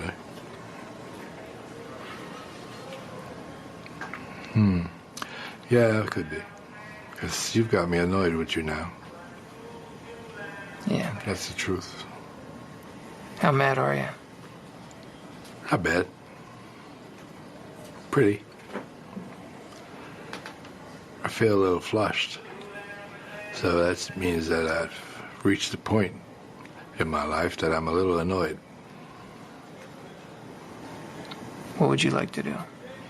Doesn't matter. I don't think it's gone to the point that I'm actually gonna do anything stupid. Well, I'll tell you, if he's a little bit upset, that's a lot upset for anybody else. So that therapist, I hope that he was like slowly walking out of the room. He really does stick it to him in this interview, but this guy, man, Kuklinski just reminds me of all the worst attributes of every one of my father's horrible friends. Yeah. Like, it's like you just look at him because partially it's like you're scared of him. I also want to roll my eyes at him. It's like it's such a weird combo of being like he's such a piece of shit. Yeah. Interesting. I was trying to listen for the clicking sound. It seemed like there was a little click in there. There might have been. I Little don't know. click. But there was that his word is annoyed. Yeah. In the book, over and over again, it's like Richard got annoyed. Right. And I didn't really understand when I was reading. I didn't really understand like what that meant until I watched that clip. Right. And then I realized like, oh, when the way he says annoyed means I am angry enough to kill you right now. Right. And I will not regret it at all. I think it's safe to say Kuklinski would have hated John Leguizamo in The Pest. He would have wanted to kill Yes. The Pest so I don't hard. Think you wouldn't have been down with Stinky Dinky? No way. He would be so annoyed. No, absolutely not. I think he would have problems with John Leguizamo, the person. So now I think it's time to talk about the rats. Yes. Animal the rats or people who snitch? Animal the rat. Yeah, if we're going to talk, we've been talking about rats this whole time. We're talking about fucking the Iceman. He's the biggest rat of them all. Oh. Apparently, a local playboy, as Carlo called him, was fooling around with the much younger daughter of a Sicilian-made man. When the father asked the playboy what his intentions were, the dude said he was just out to have some fun. Can you imagine saying that to Carolina's father? If he asked you like what you were going to do with Carolina, and you were just like, "Oh, we're just having fun, being fun about it, being having like, fooling around, having fun." Just being like, I would go insane. Yeah, of course. But this is a Sicilian-made man. Mm-hmm. And just having some fun, that was the wrong answer. Okay. Yeah. So word got around to Richard that the Sicilian was looking for someone to make this guy suffer. And so Richard made the guy suffer. But this time, he wanted to try something new. All right. See, Richard was also an avid hunter. And one day, he'd come across a cave inhabited with hundreds upon hundreds of rats. So Richard got an idea. He abducted the playboy, took him to the cave, and restrained him to the point where he couldn't move. Then, Richard wrapped wet rawhide strips around the playboy's arms, forehead, and testicles. Thing about rawhide is that while it does loosen when it gets wet, it tends to draw up and get much tighter as it dries. So Richard's sitting there, watching the guy beg and plead through the duct tape wrapped around his face as the rawhide squeezed his balls until they were, in Richard's words, tomato red. They weren't quite at Clifford red yet. He has a thing with. He's seen so many different kind of balls. Yeah. He's a connoisseur. So after a bit, the rats smelled a meal and came out one by one, nipping at the guy's skin. And this whole time, Richard was taking Polaroids as proof. And after Richard was satisfied, he left the playboy to his fate. And when Richard came back 2 days later, he said there was nothing left but a skeleton.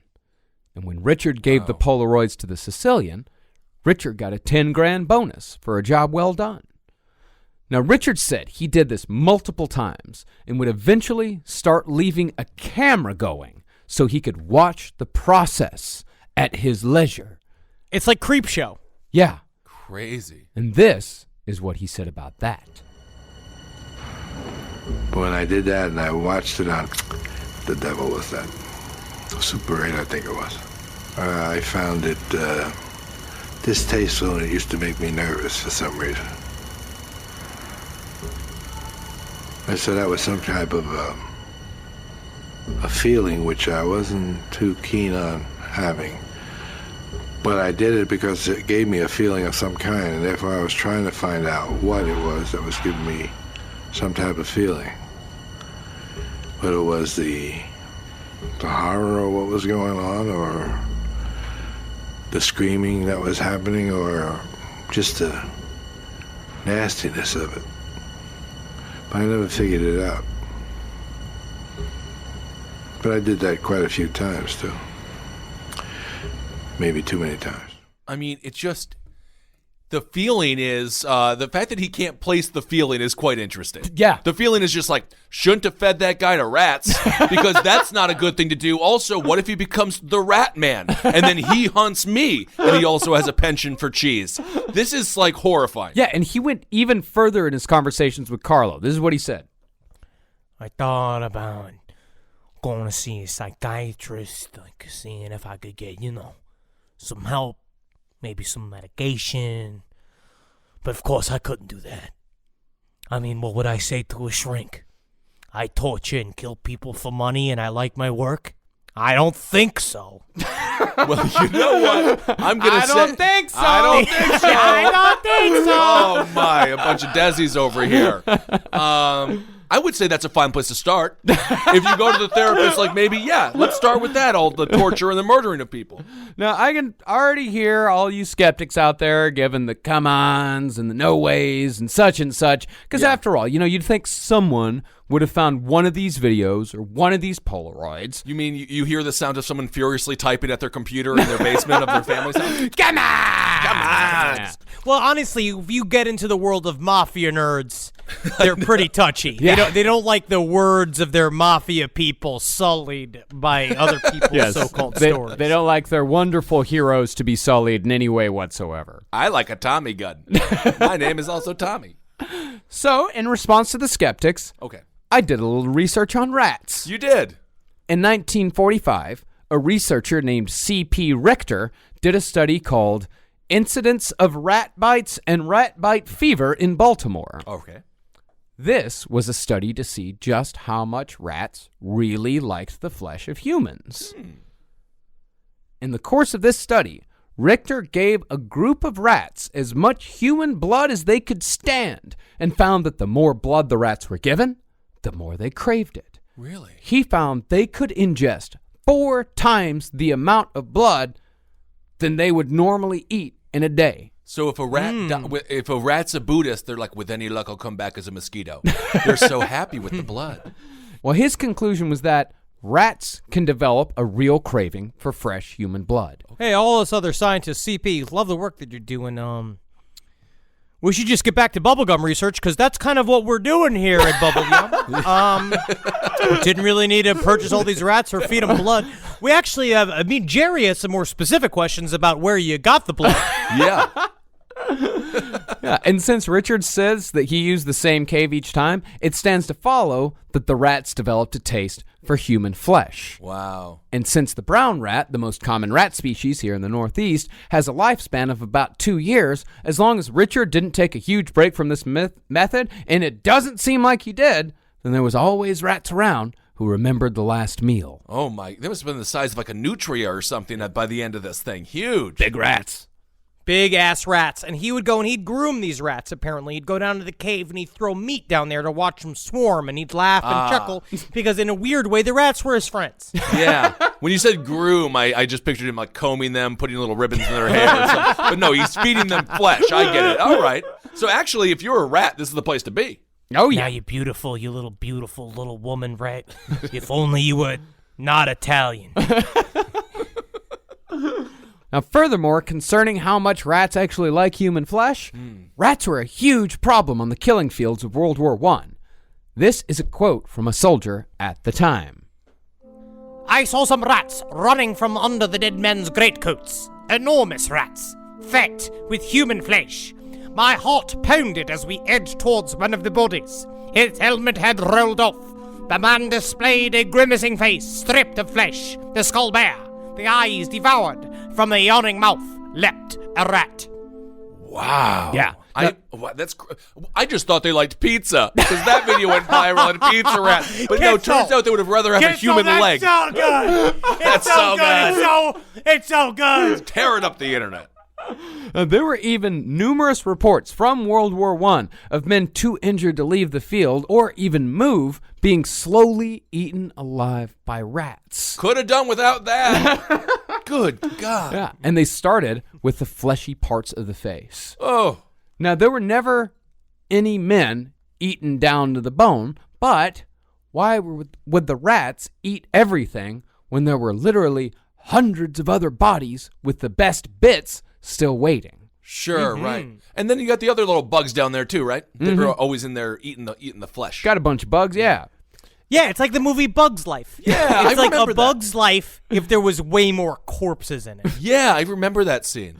And in modern times, just a few years ago, a hospital in Washington, D.C. was so overrun with rats that the corpses in the morgue were said by a former employee to have rats burrowing into their vaginas and anuses to get at the gooey insides. And of course, Ratatouille too. yeah, the name of that hospital was Gemini Hospital. You didn't want to check out the showers. Good Lord. And so, there is ample evidence that a rat has no qualms whatsoever about eating a person, living or dead. And while it does sound too cruel to be possible, again, just go take a couple more looks at the actual pictures of what the cartels do to people. There is absolutely no difference between them and people like Richard Kuklinski or Roy DeMeo. If the mob had ever gotten a foothold in the police and the military as strongly as the cartels did after the peso tanked, I can almost guarantee we would have seen heads on highway overpasses here as well. Crazy stuff. But according to what Richard said about what he did, he wasn't that far off. One time, there was a guy out in L.A. who owed Richard a $10,000 porno debt. It's a lot of money. Uh-huh. That's a lot of porno bucks. Oh, yeah. And so Richard traveled all the way out to L.A., and when the guy refused to pay, this is what Richard did. Richard said he showed up at the guy's shop with a frag grenade in his pocket, and God knows where he got it from. No kidding. He got it from Roy DeMeo because Roy DeMeo, you like to show off his grenade collection. So that means that Richard Kuklinski took a frag grenade on an airplane? Yes, this is back in the day. Yeah. This is pre 9/11 when it was fun to fly in planes. And he also talked about how fun it was to be in business class, knowing that he was a contract killer and everybody else was a businessman, Right. even though they probably also all were contract killers.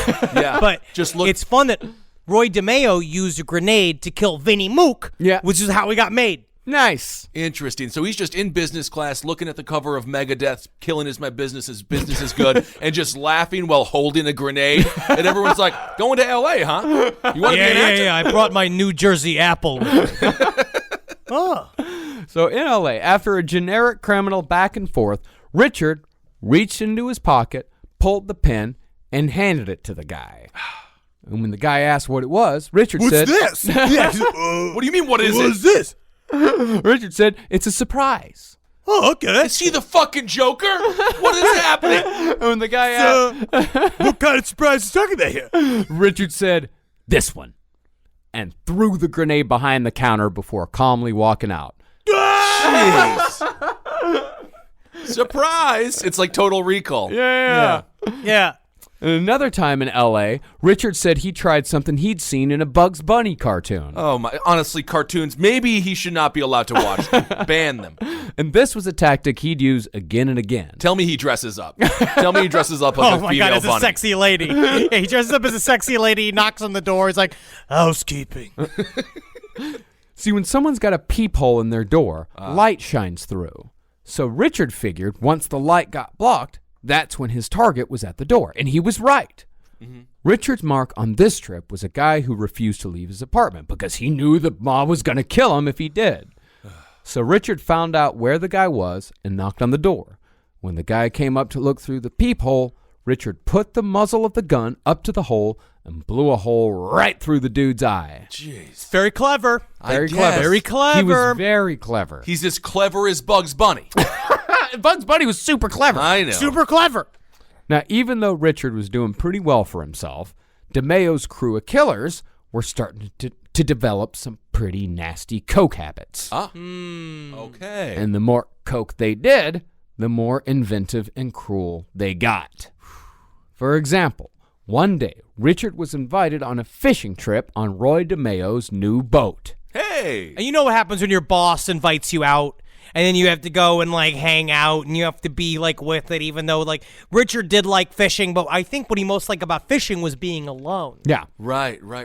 Do we know what the name of the boat was? We Because they're always actually very don't. creative. Yeah, I'll bet they would have Probably the SS Spaghetti. You know what I mean? It's like one that. of those. The raviolis asunder.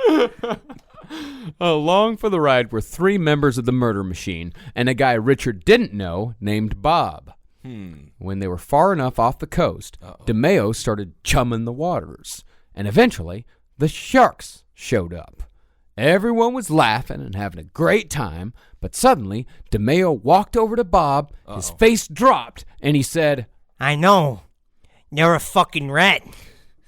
and with that, DeMeo shot Bob in the face. But Bob didn't die, Because plenty of people get shot in the face and don't die. Oh, sure. It happens every day. Absolutely. You know what? It actually does happen every day. I know it does happen every day. What was the name? What was the big old the Long Island family there? It starts with a B there. The gal was shot by the woman the guy was having an affair with. The wife was shot. Very famous story. In the Lorena Bobbitt? No, that's the one who cut off the dong, which, by the way, she's the Kuklinski of women. Good Lord. No, you remember. Amy Fisher. Amy Fisher. Amy Fisher. Long Island Lolita. That's what they called her. I remember being, she did a porno, I think. Yeah? Yes, she did. And so did Mr. Bobbitt. Yeah, Franken. Wasn't it called Frankenpenis? Something like that. Frankenpenis. Weird. I would imagine. But as Bob lay screaming and bleeding on the deck of the boat, the other 3 killers scooped him up and threw him over the side. Did they make a pun about his name, Bob? Well, he's Bob, and they probably did. Yeah. But then at some point, don't they look at each other and realize it's not funny? No, they looked at each other and laughed their asses off watching the because the sharks would come up, take a nip. The whole time, this guy's screaming. There's blood shooting out of his face. And then finally, just one shark goes up, grabs him, pulls him under, and Bob don't come back up again. All right. And Richard, he said he had a fucking blast. Really? Yeah. Yeah. He said that's the most, and he never has fun. Yeah. He said he appreciated the method of disposal. But pretty soon, Richard was going to come up with a method where he never had to worry about disposal ever again if he didn't want to. Richard was about to make friends with cyanide. And that is where we'll pick back up for the conclusion of Richard Kuklinski. The conclusion. I don't know. It's July 5th, ladies and gentlemen. I can't be here. Awesome. All right. My God. Again, I'm going to say not a nice guy. Nope. There it is. No. But no. The sharks were fed. The rats were fat. I guess for those 2 animal kingdoms, it was a relatively good run. Mm-hmm. My God. Yes. He is, absolutely frightening. We're parceling through. I don't think we're even going to touch upon the fact that he said that he killed Jimmy Hoffa. No. Which he didn't. I don't think he did. I think maybe he killed a guy that looked like Jimmy Hoffa. Yeah. But that's like the closest to it. Everybody has a Jimmy Hoffa story. Yeah. There's so many mobsters with it. I heard one when I was a little kid where it was like my de facto older brother Roy was a guy that helped me. He was connected to the mob, and he was like, "I'll tell you a secret about Jimmy Hoffa." They said they killed him, they chopped him up, and they fed him to a bunch of dogs. Wait, Roy DeMeo was your buddy growing up? Yes, interesting. Very, very frightening. Yeah, essentially, Kuklinski said he went to Chicago. They murdered Jimmy Hoffa. They brought him back to New Jersey. They put him in an oil can, like an oil drum, and then like crushed him into a car, and then it got sent to Japan. But that is, oh, really? Yeah. Interesting. But that is the story that I've heard. They say it's most likely he's just in a canister somewhere. Yeah, of course. Well, there's many stories. Yeah. There's many stories. He just shot and he was buried. There's the one that he was put in the Meadowlands. Yeah. The giant stadium. Yeah. And then there's that other theory that he was driving through Pennsylvania just looking for a nice weekend, and he ended up getting nothing but trouble. Nothing but trouble. Down to 5% on Rotten Tomatoes, by the way. How is it going down? Come on. I don't know. Because we keep giving attention to this movie and people keep watching it and they keep hating it. They're blaming us. They don't like it. Blame Dan Aykroyd, if anything. Also, just get in the right headspace, and that is one of the funniest. Bobo is so lovable. Bobo is so lovable. Lovable. But speaking of Nothing But Trouble, we're on the Nothing But Trouble tour now. We're going to be coming to Phoenix next week, and we also added a show to our West Coast trip. We're going to be in Santa Ana on August 18th. We're going to be down Orange County. The tickets are on sale for that. Great. So just go to our website, follow the links, or just Google Last Podcast on the Left Santa Ana, and we will see y'all there. And in more important news, August 19th is SummerSlam. Marcus, you're formally invited. Thank you. Henry, if you're in town as well, you're formally invited. You guys can hold my Universal Championship belt. If you don't come and you could come, that's a slight, but we're not gonna because you didn't show up to WrestleMania. It's going to be a long flight from Santa Ana all the way back to New York City. And you got a lot to think about. The Constable Baron Corbin's going to be wrestling. There's a lot going on. So all I know is I'm driving to Phoenix from L.A., which I've never done before, and I'm excited for the desert drive alone. It should be beautiful. Yeah. Ooh, you should listen to Horse with No Name the entire time. Oh, my God. On a horse with no name. It's good to be out of the rain. I love America. Remember your name, 'cause there ain't no one to remember Love that song. you. It's a great song. bread, the whole thing, man. Oh, yeah, man. That was America. I know, that was America. I said I love America, the band. But also there's a band called Bread. Bread's pretty good, too. Yeah, Bread's fun. It's in the same wheelhouse. Yeah, it is. Yeah. Bread is fine. I would like to thank people giving to our Patreon. Of course. Yes. Thank you very much. If you'd like to give to our Patreon, get a bunch of bonus content, you can go to patreon.com/lastpodcastontheleft. Yep, we got a fun interview lined up here for the very near future that I think you'll enjoy. Yeah, next Twick. I guess you can follow us on social media. Who gives a shit? Who cares? Well, I got my Insta stories on Instagram at BenKissel1 if you want to check out my new Puffin dog. He's adorable. And if you want to check out my new Georgie dog on Instagram. And then we got the old Wendy there. She is my stable dog. We're coming up on a year of having her. How old is Wendy, by the way? We don't know. According to we did the doggy DNA thing for her, and health-wise, she is akin to a 32-year-old human. Okay. But it depends on what kind of human. Because it's like, I'm doing better, but other people I know are still monsters. So Yeah, no. Hopefully she's a healthy 32-year-old human. Let's hope so. Yeah, Puffin's around the same age, and I think so is Georgie. No, Georgie's not quite 2. Okay, not Yeah. quite 2. So she's only 14 years old in human years. Yeah, little pup. And just follow Last Podcast to the Left on whatever you want to follow at LP on the left. Yes, and thanks for whoever created that little dog. That dog design was funny. Maybe we can make that as a shirt. I'm not sure how all that works. The but last we can talk. podcast. I love a on pun. the- I love it. It's quite beautiful. I love Yes. it. Well, thank you guys so much for listening as always. And go listen to all the other shows on lastpodcastnetwork.com. Is Casey Anthony here? Shut up. You're nice. Are you a DJ? All right, everyone, hail yourselves. Hail Satan. Elgin. Hail me. Magustalations. My thighs are sore from using a leg machine. Well, you are going to look so good for that wedding. Yeah, my ass is going to be so fucking pert for that wedding.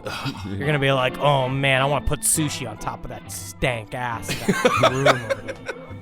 Oh, and one more thing. Unfortunately, ad-free episodes are no longer on Stitcher Premium, but you can still listen to ad-free episodes over on our Patreon. Yes, so please do that. Sign up, ad-free apps.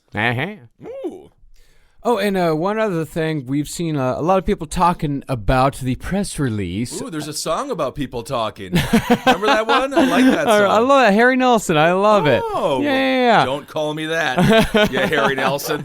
Sounds like a slanderous term. But yeah, we are going to the Rooster Teeth Network, but just for ads. Yeah, just for ads. Nothing changes, guys. Yeah. The product is the exact same. I promise you. We couldn't tame Henry if we tried with a bullwhip. There's nothing changes because honestly, we can't change. No, we absolutely cannot. No, nothing's going to change. And we're not leaving Last Podcast Network or anything like that. I mean, everything's going to stay the exact same way. Yes. We're still going to be an independent voice. Nothing's going to change. It's just nothing at all. It's a new ad agency. The only thing that changes is if you're Blue Apron. That's it. That's pretty much it. That's it. Yeah, and even if we, did go over to the Roost, nothing would change anyway. No, they're cool guys, man. Yeah, so They bought me drinks. They're in for life. The way to Ben Kissel's heart is through his liver. Come on, folks. Yeah. So not a damn thing's gonna change. So Promise. promise, and promise. Hail yourselves. Have some fun. See the sun. See the sun. Why not? Have some fun. See the sun. I like it because it rhymes. And it's a good message. Goodbye, everyone.